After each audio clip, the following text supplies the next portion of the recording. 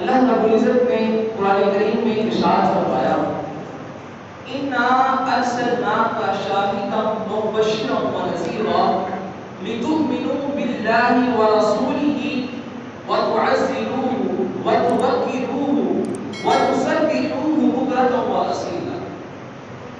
اس آیت مبارکہ میں اللہ رب العزت نے حضور علیہ السلام کی رسالت کے حوالے سے فرمایا اے حبیب مکرم صلی اللہ علیہ وآلہ وسلم، ہم نے آپ کو حاضر و ناظر اور خوشخبری اور ڈر سنانے والا بنا کر بھیجا ہے۔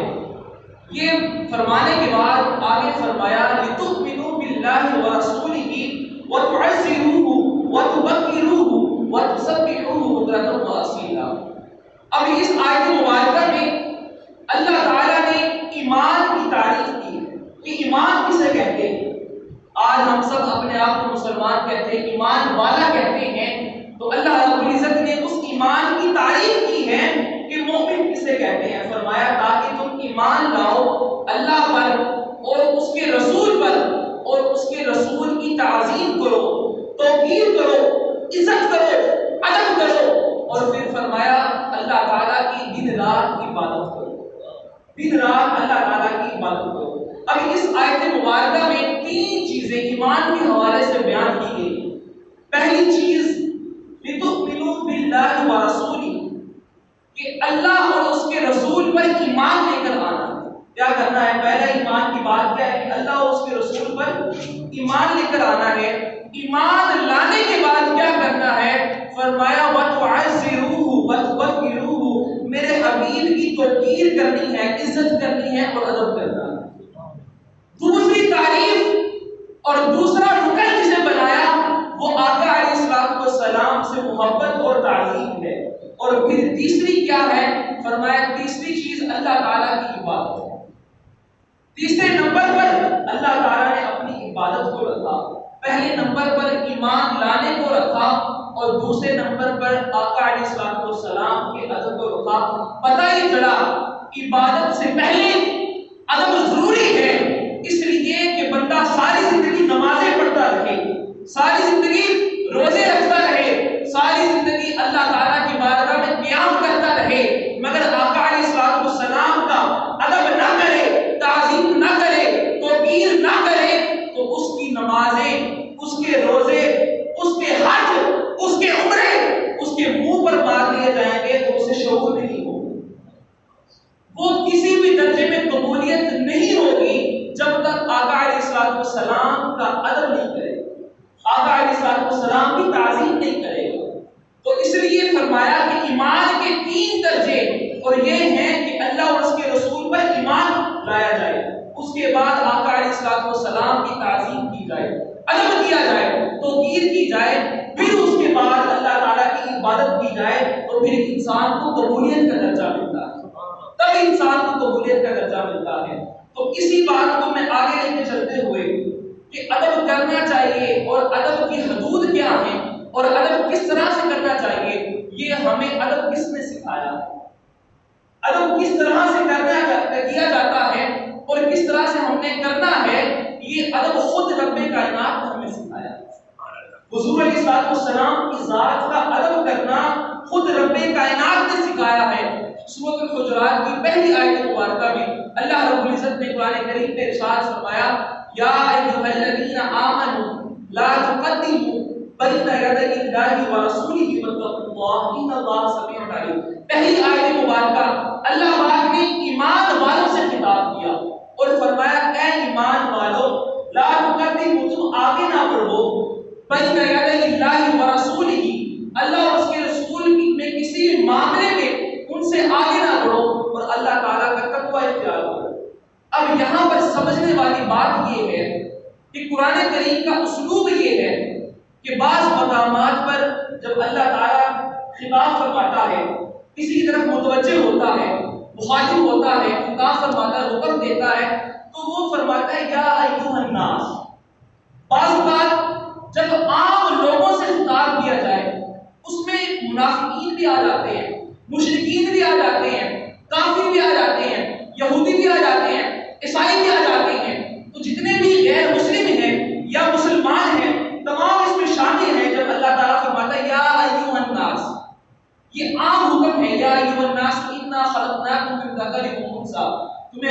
عورتوں کو اور مردوں میں سے پیدا کیا گیا۔ اللہ رب العزت نے جب یہ فرمایا تو عام لوگوں سے خطاب فرمایا، مگر قربان جائیں جب بات کی آقا علیہ السلام کے ادب کرنے کی تو خطاب منافقین سے نہیں فرمایا، خطاب یہودیوں سے نہیں فرمایا، خطاب عیسائیوں سے نہیں فرمایا، خطاب مشرکین سے نہیں فرمایا، بلکہ ڈائریکٹ براہ راست ایمان والوں سے خطاب فرمایا، ایمان والوں سے خطاب فرمایا۔ تو پتہ یہ چلا کہ آقا علیہ السلام کا ادب وہی کرے گا جس کے دل میں ایمان ہے، جس کے دل میں ایمان ہے۔ تو ایمان کی اہمیت کو اور آقا علیہ السلام کے ادب و تعظیم کو صرف اور صرف ایمان والے ہی سمجھ سکتے ہیں، اس لیے فرمایا یا ایھا الذین آمنوا۔ اب یہ فرمانے کے بعد اگلی آیت مبارکہ، دوسری آیت مبارکہ میں پھر ادب سکھایا، پھر ایمان والوں سے خطاب فرمایا اور فرمایا یا ایھا الذین آمنوا لا ترفعوا اصواتکم فوق صوت النبی۔ اب پھر جب خطاب فرمایا تو ایمان والوں سے خطاب فرمایا کہ اے ایمان والوں، اپنی آوازوں کو اس نبی مکرم صلی اللہ علیہ وآلہ وسلم کی آواز سے بلند نہ کرنا، آواز بلند نہ کرنا۔ باری تعالیٰ کیا وجہ ہے آواز بلند کیوں نہیں کرنی؟ فرمایا ان تحبط اعمالکم، کہ اگر تم نے آواز بلند کر دی تمہارے اعمال جتنے بھی ہیں، تمہاری نمازیں ہیں، تمہارے روزے ہیں، تمہارے حج ہیں، تمہارے عمرے ہیں، تمہاری راتوں کو جا کر میری بارگاہ میں عبادت کرنا ہے، جتنی بھی عبادات ہیں تمام عبادات غارت ہو جائیں گی، ضائع ہو جائیں گی۔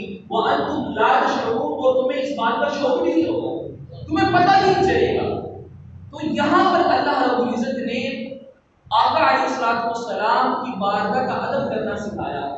قربان جائیں کہ جو رب آقا علیہ السلام کی آواز کی برابری گوارا نہیں کرتا، جملہ پھر سنیے گا، جس کو سمجھ آئے وہ کہے گا سبحان اللہ، کہ جو رب آقا علیہ السلام کی آواز کی برابری گوارا نہیں کرتا وہ ذات کی برابری کیسے گوارا کرے؟ وہ ذات کے برابر کوئی کہے تو وہ کیسے گوارا کرے گا؟ تو پتہ یہ چلا کہ جب آواز برابر نہیں ہے تو ذات بھی برابر نہیں ہو سکتی۔ تو اس لیے فرمایا کہ لا ترفعوا اصواتکم فوق صوت النبی۔ اچھا، اب یہاں پر دوسرا نقطہ سنیے گا کہ یہاں پر فرمایا کہ تمہارے اعمال برباد ہو جائیں گے اور تمہیں اس بات کا شعور بھی نہیں ہوگا۔ وَأَنْتُمْ لَا تَشْعُرُونَ، یہ لا شعوری دینے کی کیا وجہ ہے؟ ایک ادب بے ادب ہوتا ہے، ایک گستاخ ہوتا ہے اور ایک گنہگار بندہ ہوتا ہے۔ وہ گنہگار بندہ جو بعض اوقات نماز میں کوتاہی کر جاتا ہے، نماز نہیں پڑھتا، وہ گنہگار بندہ ہے۔ جو جھوٹ بولتا ہے وہ گنہگار بندہ ہے، لیکن اسے اس بات کا پتہ ہوتا ہے کہ یار میں نے گناہ کیا، اسے اس بات کا پتہ ہوتا ہے کہ میں نے یہ غلط کام کیا ہے، مجھے گناہ ملے گا، لہٰذا اسے یعنی کہ شعور آ گیا۔ جب اسے یہ پتہ لگا کہ میں نے گناہ کیا ہے، اسے شعور آ گیا۔ جب شعور آتا ہے تو بندہ کیا کرتا ہے؟ توبہ کرتا ہے۔ کیا کرتا ہے؟ توبہ کرتا ہے۔ قربان جائیں، بندہ گناہ کر لے اسے شعور آتا ہے اور وہ توبہ کر لیتا ہے، مگر جب آقا علیہ السلام کی ذات پر گستاخی کرتا ہے، بے ادبی کرتا ہے تو اللہ پاک اس سے شعور چھین لیتا، اسے شعور نہیں دیتا، اس لیے کہ اسے اگر شعور آ گیا یہ واپس پلٹے گا، یہ توبہ کر لے گا، تو پتہ یہ چلا کہ اس کی توبہ بھی اللہ کی بارگاہ میں قبول نہیں ہوتی۔ جو بے ادب اور گستاخ ہوتا ہے آقا علیہ السلام کی بارگاہ کا، اس کی توبہ بھی قبول نہیں ہوتی۔ تو اس آیت مبارکہ سے پتہ یہ چلا کہ جہاں کہیں بھی ہلکا سا بھی بے ادبی کا پہلو اور عنصر نظر آئے تو ایمان والوں کو یہ چاہیے کہ اسی وقت آقا علیہ السلام کی ذات پر جتنی بھی گستاخیاں کرنے والے ہیں ان کے خلاف ہو۔ آقا علیہ السلام کی ذات پر جو گستاخیاں کرنے والے ہیں ان کا ساتھ نہ دیا جائے، بلکہ صرف آقا علیہ السلام کی جو ادب کرنے والے ہیں ان کے ساتھ ہو جائیں، جو سچے ہیں ان کے ساتھ ہو جائیں، اور آقا علیہ السلام کی ذات کا ادب اپنے دلوں میں مزید پختہ کریں۔ اب یہاں پر اس کے اگر بیک گراؤنڈ میں پس منظر میں ہم دیکھیں کہ یہ اللہ رب العزت نے یہ آیت مبارکہ کیوں ڈالی، یہ ادب ہمیں کیوں سکھایا گیا کہ فرمائے کہ آقا علیہ السلام سے پہل نہیں کرنی کسی بھی معاملے میں، جلد بازی نہیں کرنی، پہلے آقا علیہ السلام کو خیر کا کام کریں گے، اس کے بعد تم نے کرنا ہے۔ کیوں؟ اس لیے کہ تم جو خیر کا عمل کرتے ہو یہ بھی قبول ہوتا ہے تو آقا علیہ السلام کے وسیلے سے قبول ہوتا ہے، تم جو نیکی کرتے ہو یہ قبول ہوتی ہے تو آقا علیہ السلام کے عمل خیر کرنے کی وجہ سے قبول ہوتی ہے۔ اس لیے یہ فرمایا کہ تم نے پہل بھی نہیں کرنی۔ قربانی کا دن تھا، ذی الحجہ کا مہینہ، قربانی کا دن، تو بعض صحابہ کرام رضوان اللہ تعالی علیہ اجمعین نے آقا علیہ السلام کی قربانی کرنے سے پہلے قربانی کر دی۔ یہ آیت نازل ہو گئی، یہ آیت مبارکہ نازل ہوئی تو اللہ تعالیٰ نے فرمایا کہ میرے نبی سے پہلے کوئی کام نہیں کرنا، جب تک حضور علیہ السلام قربانی نہ کر دیں اس وقت اگر تم نے قربانی کر بھی لی ہے تو تمہاری قربانی قبول نہیں، تمہاری قربانی قبول اس وقت ہوگی جب آقا علیہ السلام قربانی کریں، اور قربانی کرنے کے بعد تم قربانی کرو، اس وقت تمہاری قربانیاں قبول ہوگی۔ تو یہ اللہ رب العزت نے آیت مبارکہ نازل کر دی۔ اسی طرح اگلی آیت مبارکہ کہ آقا علیہ السلام لا ترفعوا اصواتکم فوق صوت النبی، نبی کی آوازوں سے اپنی آواز کو بلند نہیں کرنا۔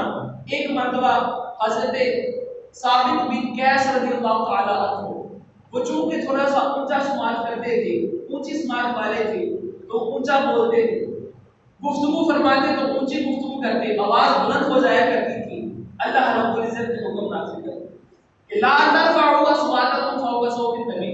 جب پتہ یہ چلا کہ یہ آیت مبارکہ نازل ہوئی ہے تو آپ حجرے مبارک میں بند ہو گئے اور ڈر گئے کہ کہیں میرے اعمال برباد تو نہیں ہو گئے، کہیں میں جہنمی تو نہیں بن گیا، کیونکہ میں نے تو کافی دفعہ جب یہ میرے اندر یہ ہے کہ میں اونچی آواز سے بات کرتا ہوں، کہیں یہ آیت مبارکہ میرے لیے تو نازل نہیں ہوگی۔ ڈر گئے، رونے لگے، شدید رونے لگے۔ کچھ دن گزرے تو آقا علیہ السلام نے اپنے اصحاب نبی صلی اللہ علیہ وآلہ وسلم سے فرمایا کہ وہ حضرت ثابت بن قیس رضی اللہ تعالیٰ عنہ آج کل نظر نہیں آ رہے، کدھر ہوتے ہیں؟ تو صحابہ کرام نے عرض کیا رسول اللہ صلی اللہ علیہ وسلم وہ تو بیمار ہی نہیں ہے، پتہ کرنا پڑے گا۔ جب حضرت سعد رضی اللہ تعالیٰ عنہ نے پتہ کیا تو وہ رونے لگے اور عرض کرنے لگے کہ میں تو یہ سمجھتا تھا کہ شاید میں اونچا بولتا ہوں بچ گیا ہوں گا، مجھے ڈر ہے کہ کہیں میرے اعمال برباد نہ ہو گئے۔ انتحبط اعمالکم، اللہ رب العزت فرما رہا ہے کہ تمہارے اعمال برباد ہو جائیں گے اور تمہیں شعور نہیں ہوگا۔ وہ ہے صحابی رسول، ڈر گئے۔ اب آقا علیہ السلام کو جب خبر ہوئی تو آقا علیہ السلام نے فرمایا کہ ثابت بن قیس تو جنتی لوگوں میں سے، ثابت بن قیس جنتی لوگوں میں سے ہے۔ اس کا ارادہ نہیں تھا کہ وہ ہمارے بارگاہ میں اونچی آواز سے بولے، مگر چونکہ اونچی سماعت والے لوگ اونچا بولتے ہیں اس لیے فرمایا یہ تو جنتی لوگوں میں سے۔ تو ادب جہاں پر بھی کہیں بھی ہو تو آقا علیہ السلام کی ذات کا ادب سب سے زیادہ، سب سے بڑھ کر امت میں جس نے کیا ہے وہ صحابہ کرام رضوان اللہ تعالی علیہم اجمعین کی ذات ہے۔ اسی طرح قرآن کریم کی جہاں کہیں بھی آپ دیکھیں ہلکا سا بھی بے ادبی کا پہلو ہوتا تو اللہ رب العزت اس بے ادبی کے پہلو کو تبدیل کر دیتے۔ بعض صحابہ کرام رضوان اللہ تعالی علیہم اجمعین آقا علیہ السلام کی بارگاہ میں حاضر ہوتے تو عرض کرتے یا رسول اللہ صلی اللہ علیہ وسلم راعنا، راعنا کا مطلب ہوتا ہے کہ یہ یا رسول اللہ صلی اللہ علیہ وسلم ہماری رعایت فرمائیں، ہمارے لیے رعایت فرمائیں، ہمارے لیے آسانی پیدا فرمائیں۔ صحابہ کرام یہ تو آقا علیہ السلام کی شان اور عظمت اور ادب کی وجہ سے کہتے تھے، مگر جب مشرکین نے سنا کہ راعینا کہتے ہیں تو وہ آقا علیہ السلام کو معاذ اللہ راعینا یا کے اضافے کے ساتھ راعینا کہہ کے بلانے لگے۔ اس کا مطلب چینج ہو جاتا ہے، اس کا مطلب ہے کہ اے ہمارے چرواہے، اے ہماری بکریوں کو چرانے والے، معاذ اللہ استغفر اللہ۔ تو مشرکین تانا دینے لگے تو اللہ تعالیٰ نے آیت نازل فرمائی۔ جب مشرکین نے بے ادبی اور گستاخی کی تو اللہ رب العزت نے آیت نازل فرمائی اور پھر ایمان والوں سے خطاب فرمایا، چونکہ مشرکین تو اس بات کو سمجھ ہی نہیں سکتے کہ ذات مصطفیٰ کا ادب کیا ہے، وہ گستاخ لوگ تو سمجھ ہی نہیں سکتے، تو اس لیے جو خطاب فرمایا تو ڈائریکٹ ایمان والوں سے فرمایا اور فرمایا یا ایھا الذین آمنوا لا تقولوا راعنا، اے ایمان والو تم بے شک تمہارے دل میں عظمت مصطفیٰ بہت اونچی ہے، بڑی زیادہ ہے، مگر مشرکین چونکہ اس لفظ کی وجہ سے، اس ورڈ کی وجہ سے آقا علیہ السلام میرے حبیب پر طعن کرتے ہیں، ان پر آوازیں کستے ہیں، اس لیے تم یہ ورڈ نہ کہا کرو، تم یہ لفظ نہ بولا کرو، بلکہ آؤ خود رب کائنات تمہیں الفاظ دیتا ہے کہ تم کیسے آقا علیہ السلام کو پکارا کرو، تم کیسے میرے نبی کی بارگاہ میں جب آؤ تو کیسے پکارا کرو۔ تو فرمایا انظرنا واسمعوا، جب تم میرے حبیب کی بارگاہ میں آؤ تو کہو اے حبیب مکرم صلی اللہ علیہ وآلہ وسلم اپنی نظر رحمت، اپنی نظر شفقت ہم پر فرمائے۔ یہ اللہ تعالیٰ فرما رہا ہے، اللہ تعالیٰ ادب سکھا رہا ہے کہ جب آپ حاضری کے لیے جاؤ تو کس طرح سے کہنا ہے، انظرنا، ہماری طرف نظر کرم فرمائے، واسمعوا، اور ہماری فریادوں کی سماعت فرمائے۔ اب یہاں سے جب علماء کرام تک یہ بات پہنچی تو انہوں نے فرمایا کہ جب یہ الفاظ میں مل چکے، اب اس الفاظ میں تم اپنی طرف سے اور شامل کرو اور عرض کرو یا رسول اللہ انظر حالنا، یا رسول اللہ انظر حالنا، یا حبیب اللہ اسمع قالنا اننی فی بحر غم مغرق خذ یدی ساحل لنا اشغال۔ تو یہ علماء کرام نے فرمایا کہ جب حضور علیہ السلام کی بارگاہ میں حاضر ہوا کرو تو اپنی فریاد سامنے رکھا کرو اور عرض کیا کرو یا رسول اللہ ہماری طرف اپنی نظر رحمت فرمائیے۔ آپ نظر رحمت نہیں فرمائیں گے تو اور کون فرمائے گا؟ امام مالک رحمۃ اللہ تعالیٰ علیہ فقہ مالکیہ کے بہت بڑے امام ہیں، بانی ہیں۔ آپ فرماتے ہیں کہ وقت کے حاکم ایک مرتبہ مدینہ منورہ میں موجود تھے، آقا علیہ السلام کے گنبد خضرا کے سائے میں بیٹھے ہوئے تھے اور وقت کا حاکم تھا۔ انہوں نے امام مالک سے فتویٰ پوچھا اور کہا کہ اب میں مدینہ پاک میں آیا ہوا ہوں، لہذا کعبے کی طرف منہ کر کے اپنے ہاتھ اٹھاؤں اور دعا مانگوں یا آقا علیہ السلام کے روضہ اقدس کی طرف منہ کر کے ہاتھ اٹھاؤں اور دعا مانگوں۔ اب انہوں نے اس فتویٰ مانگا، امام مالک نے فرمایا کل قیامت کے روز جس نے تیری شفاعت کرنی ہے، جس نے تیری اللہ کی بارگاہ میں سفارش کرنی ہے، اس کی بارگاہ میں ہاتھ اٹھا کر، بارگاہ میں ہاتھ اٹھا کر دعا مانگ، ان کا وسیلہ لے، تیری نمازیں بھی قبول ہوں گی، تیری دعائیں بھی قبول ہوں گی۔ تو یہ وہ ادب ہے کہ جو اللہ کی قرآن نے اور خود رب کائنات نے ہمیں سکھایا ہے۔ اللہ رب العزت کی بارگاہ میں دعا ہے کہ مالک کائنات ہمیں حضور علیہ السلام کی بارگاہ کا ادب کرنے کی توفیق عطا فرمائے۔ وما علیہ